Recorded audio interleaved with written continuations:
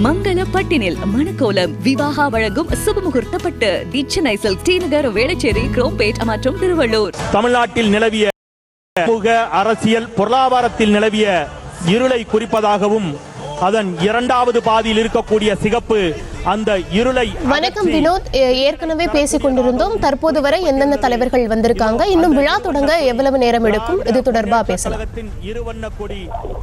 வணக்கம். தற்போது மாநாட்டு திடலில் முதலமைச்சர் மு.க.ஸ்டாலின், திமுக துணை பொதுச் செயலாளர் கனிமொழி, அமைச்சர்கள் கே.என். நேரு, அன்பில் மகேஷ், செஞ்சி மஸ்தான், எம்பி டி.ஆர். பாலு உள்ளிட்ட பல தலைவர்கள், திமுகவின் முன்னணி தலைவர்கள் மட்டுமில்லாமல் இரண்டாம் கட்ட தலைவர்கள் அனைவரும் தற்பொழுது விழா அரங்கிற்கு வந்திருக்கின்றனர். திமுகவின் துணை பொதுச் செயலாளர் கனிமொழி தற்பொழுது திமுக கொடியினை ஏற்றி வைத்து அந்த மாநாட்டினை தொடங்கி வைத்திருக்கிறார்.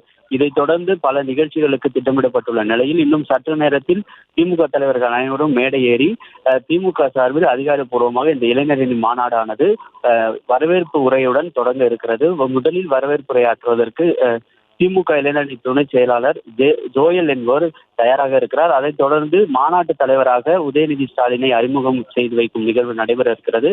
அதையடுத்து திமுகவின் முதன்மை செயலாளரும் அதே போல அமைச்சருமான கே.என். நேரு அவர்கள் மாநாட்டு ஒருங்கிணைப்பாளராகவும் உள்ளார். அவரும் 10 மணி அளவில் உரையாற்றவிருக்கிறார். அதைத் தொடர்ந்து மொழிப்போர் தியாகிகளின் உருவப்படங்களுக்கு மரியாதை செலுத்தும் நிகழ்வு நடைபெற உள்ளது.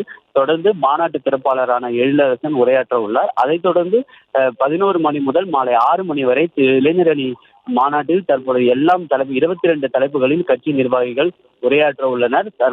முதலமைச்சர் மு.க.ஸ்டாலின் அந்த மாநாட்டு அரங்கத்தில் வைக்கப்பட்டுள்ள தலைவர்களின் சிலைகளுக்கு பூத்துவி மரியாதை செலுத்தக்கூடிய காட்சிகளை தான் பார்த்து கொண்டிருக்கிறோம்.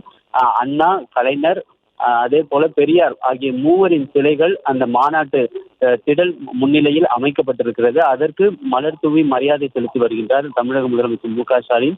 அவருடன் கட்சியின் பொதுச் செயலாளர் துரைமுருகனும் தற்பொழுது மரியாதை செலுத்தி வருகிறார். செய்திகளை உடனுக்குடனும் துல்லியமாகவும் தெரிந்து கொள்ள சப்ஸ்கிரைப் பண்ணுங்க.